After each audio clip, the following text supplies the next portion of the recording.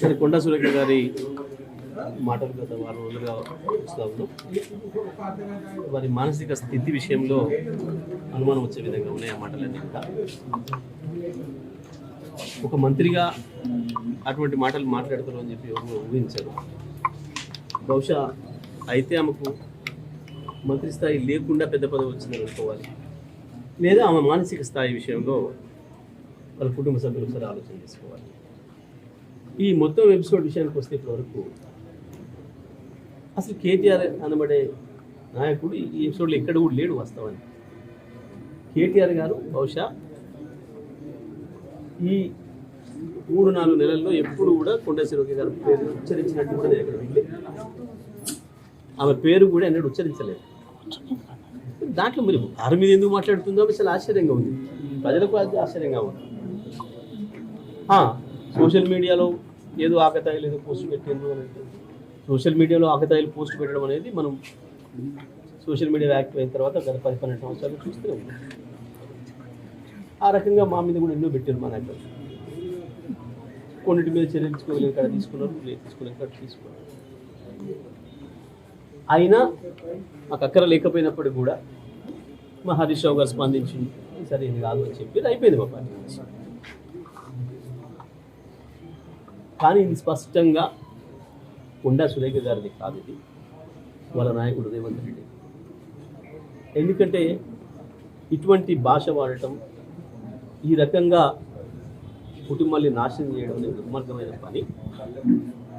తెలంగాణలో గతంలో ఎప్పుడూ లేదు, కేవలం రేవంత్ రెడ్డి PCC అధ్యక్షుడు అయిన తర్వాత మాత్రమే ప్రారంభం.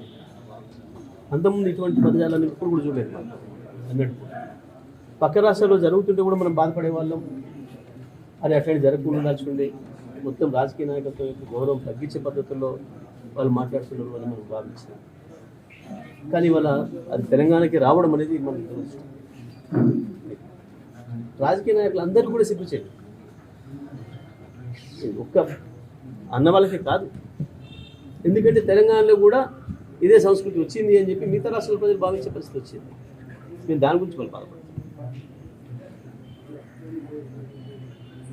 వాస్తవానికి ఈ ఆమె గురించి మాట్లాడడం అయితే అనవసరం అనే భావన ఉంది నాకైతే.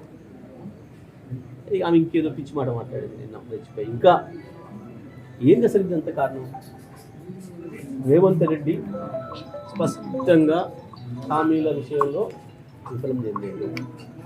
దాంట్లో నుంచి ప్రజలు పక్కదారి పట్టించడం కొరకు రకరకాల డైవర్షన్ పార్టీస్ చేస్తున్నాడు. రైతు రుణమాఫీ నుంచి డైవర్ట్ చేయడం కొరకే హైడ్రాని తెచ్చాడు. హైడ్రా తెచ్చినాడు మొదటి 2 రోజులు ఏదో పెద్ద పెద్ద వాళ్ళే కూడగొడతారు, నిజంగా అక్రమమైన కూడగొడతాయని చెప్పి చప్పట్లు పెట్టారు పర్యావరణం. దాన్ని చూసి పొంగిపోయి దాని అసలు ఎజెండాను అమలు చేసే ప్రయత్నం మొదలుపెట్టాడు. 1,50,000 కోట్ల స్కామ్ తీసాడు.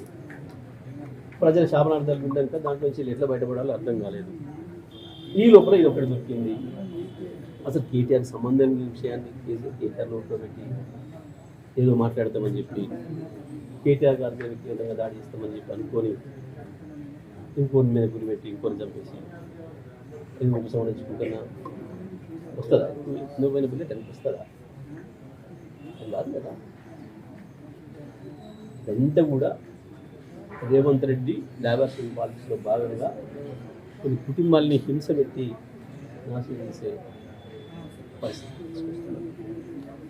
ఇది ఒకవైపు అయితే ఎందుకు కేసీఆర్ గురించి వెళ్ళి మాట్లాడుతున్నాం, మేము అట్లా మాట్లాడకూడదు. ఎందుకంటే నేను చూసిన సోషల్ మీడియాలో కొంతమంది కొండమూరి కూడా కనబడతలేడు చాలా కాలం నుంచి, మీ ఇద్దరికి హిస్టరీ ఉంది కదా అని చెప్పేసి కొంతమంది పెడుతున్నారు. మీరు ఇద్దరు కలిసి చేసినవి చాలా ఉన్నాయి, ఇటువంటి మనుషుల్ని మాయం చేసినాయి. మరి ఇప్పుడు ఆయన కూడా మాయమైపోయాడు, అయింది నీకు అధికారం ఎక్కువ వచ్చింది పెద్దగా ఉన్నావు కాబట్టి మరి ఆయన కూడా మాయమైపోయాడు అని కొంతమంది పెడుతున్నారు పిల్లలు. దాంట్లో ఎందుకనాలి ఎందుకు అనిపించుకోవాలి? ఎందుకు ఈ చిల్లర మాటలు, చిల్లర విషయాలు, గౌరవాన్ని పోగొట్టుకునేవి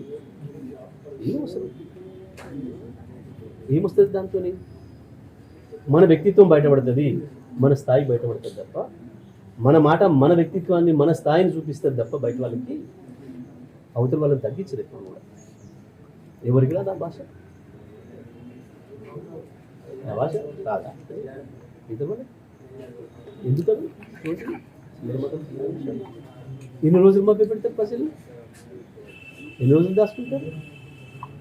నిన్న కూడా ఆయన మాట్లాడండి, ఈమె కాదు ఏంది ఒళ్ళు చింతపండు చేస్తా. ఈ దేశంలో ఇప్పటివరకు ఒక ముఖ్యమంత్రి గురించి అటువంటి మాట్లాడుతుంది ఉందమ్మా? ఏంది ఇది? నేను ముఖ్యమంత్రి చేసినందుకు ప్రజలు బాధపడే పరిస్థితి. అరే ఈ స్థాయి మనిషిని తెచ్చి మనం ముఖ్యమంత్రిని చేసినామా, మంత్రులు చేసుకున్నామా, మన వాళ్ళకి స్థాయి ప్రజలు, తెలంగాణ ప్రజలు బాధపడే పరిస్థితి. కానీ ఇటువంటి డైవర్షన్ పాలిటిక్స్తో నడపలేదు ఎక్కువ కాలం ప్రభుత్వాన్ని. ప్రజలు ఎన్ని వింటారు, పక్కన పెడతారు, మళ్ళీ సందర్భం వచ్చినప్పుడు మనం నిలబెడతారు. ఇచ్చిన హామీ సంగతి ఏంది అని. అయినా అల్టిమేట్గా చివరికి మళ్ళీ ప్రజల దగ్గరికి కదా పోవాల్సింది. మనమేం శాశ్వత నియంత్రణ కాదు కదా, ప్రజల దగ్గరికి కదా పోవాలి. చెప్పరా? చెప్తారు. కోమటిరెడ్డి వెంకటరెడ్డి ఆయన ఎప్పుడు కూడా పూర్తి స్థాయి ఆయన మానసిక స్థాయి ఎప్పుడు కూడా పూర్తిగా సాధ్యం ఉండదు. ఆయన మానసిక స్థాయి మధ్యకాలంలో చాలా అనుమానాలు వస్తున్నాయి. కుటుంబ సభ్యులు కూడా అంటున్నారంట కొద్దిగా ఎందుకో మంచిగా ఉండట్లేడు మనిషి అని చెప్పి. మూసి గురించి వెళ్ళి మాట్లాడితే నవ్వుకోరా. 1956లో మీ చేతికి ఇచ్చింది ఈ రాష్ట్రాన్ని. 1956లో మూసి నీళ్ళు ఏముండే, 2014లో మా చేతికి ఇచ్చినాడు, కేసీఆర్ చేతికి ఇచ్చినాడు ఈ రాష్ట్రాన్ని మూసి.